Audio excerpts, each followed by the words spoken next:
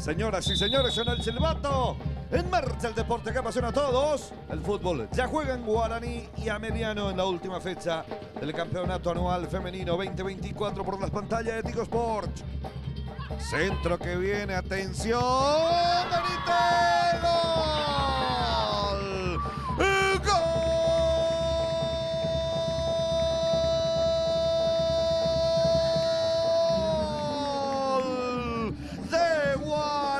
Guaraní, señoras y señores, esta sí tengo que mandar adentro, dice Rosita. Aquí aparece entonces, por eso esa frase tan latente, fútbol te da revanchas. Perdió algo de segundos Román, esperando claro que entre otra jugadora, y ahí donde ya se cierra la defensa y ya estaba Piris.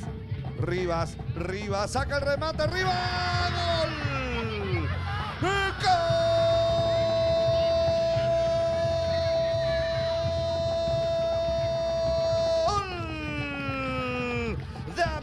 Ameliano, señoras y señores, y aparece Dayana Rivas entonces definiendo de esta forma el envío largo. Rivas se posicionó dentro del área rival, dentro del área de Guaraní, metió el remate cruzado, dejó sin reacción a Chávez. 1-1 está el partido. 53, Dayana Rivas empata, se volvió un partido muchísimo más parejo.